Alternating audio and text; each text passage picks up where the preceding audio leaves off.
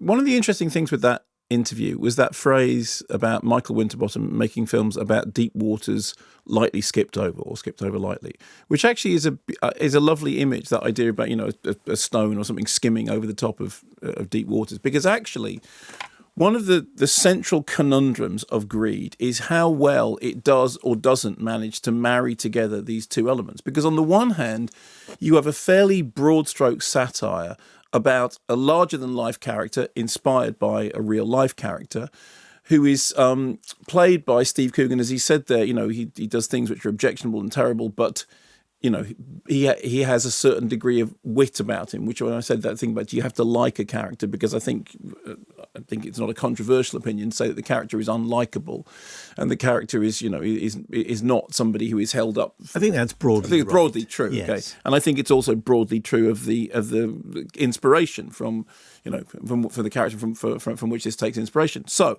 on the one hand, you've got that, and a lot of that comedy is fairly broad. On the other hand, you have these two other strands. One of them is about refugees on the beach, where this ridiculous sort of, mini Colosseum is being built so that this buffoon, but also, obnoxious character can stage a birthday party in which he will essentially be a kind of a new, an emperor, seeing his own equal in this lion.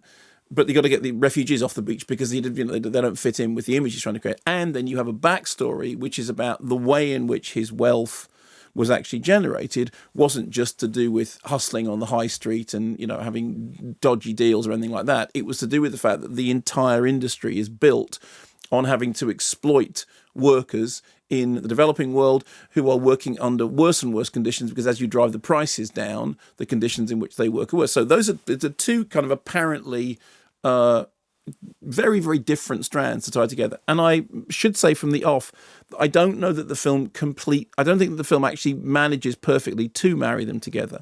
The phrase that Steve Coogan used was that thing about, you have a serious message, but you kind of pepper it, you turn it into something which is a work of entertainment. And I don't think that the marriage completely works. That said, I don't think that the film would be improved by taking that out, because if you took it out, it would no longer be a Michael Winterbottom film. Because the thing is, Michael Winterbottom is genuinely interested in that stuff.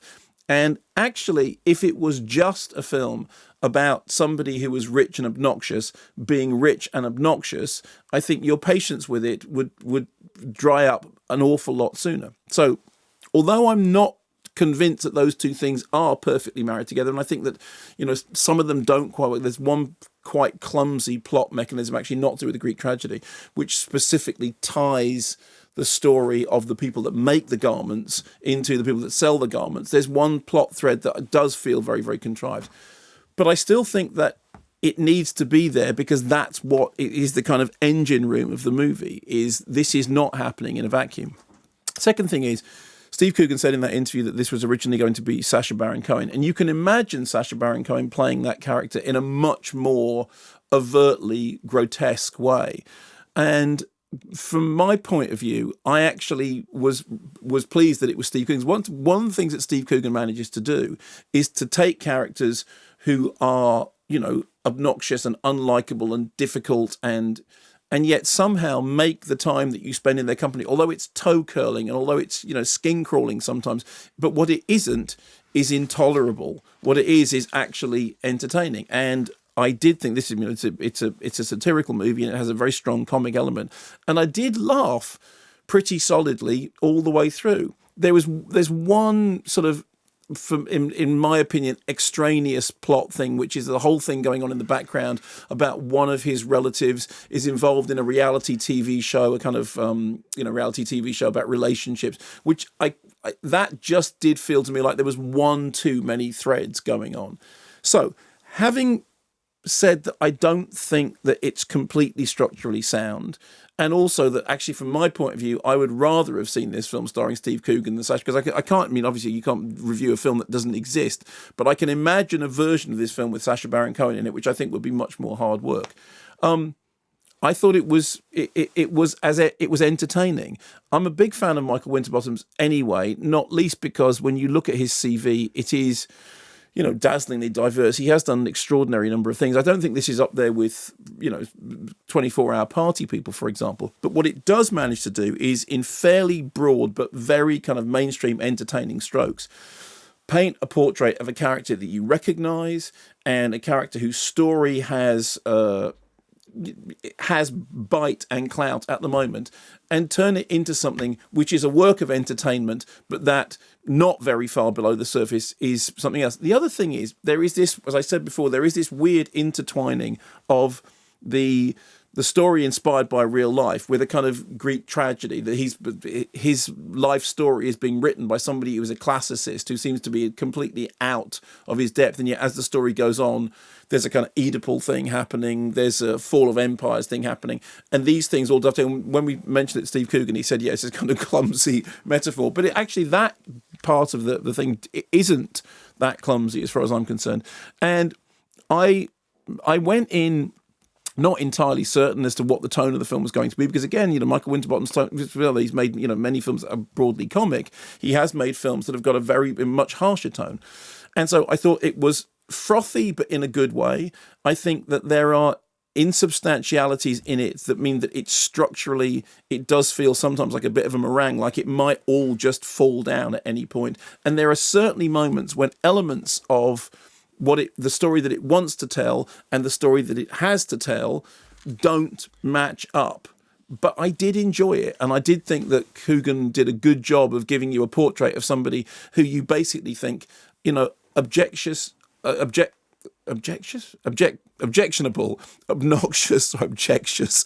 I've literally just... I don't see any reason why that word shouldn't objectious exist. And obnoxionable. Of a character who is both objectious and obnoxionable, and yet still makes spending 2 hours in their company very entertaining. I wonder if it felt a little bit like a comic relief movie at the end. Oh, okay.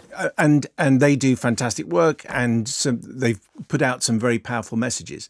But we mentioned the final bit in the interview about how you get some stats about trade and poverty. Yeah. And I just wondered if at the end, instead of skipping quite lightly over it, actually you were treads quite heavily, clumping about in big Wellington boots. Well, it is definitely true that the film doesn't skip lightly in certain areas. That's what I mean about there are times in which the gear changes between the broad comedy and the sort of the larger global tragedy do feel like, you can actually feel the mechanism of the movie working. Whenever that happens, it means, okay, structurally this doesn't work.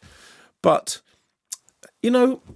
how many movies have you seen recently in which at the end there are those kind of statistics in which we've been fine about it because the movie itself worked? Did you find it entertaining? For the most part. I did find it a little clunky. Okay. In places, which I think is the gear shifting from the clothes making section to the Greek party. Okay, fine. So those two elements, despite this kind of, as I said, this one part of the plot that does feel very contrived, they never quite sit together. But you wouldn't have wanted to lose one of them, because then the film just wouldn't have had plus, any. As Steve said in the interview, all of that is true. They made it with real refugees, made it with real garment workers in Sri Lanka, and so well worth your attention.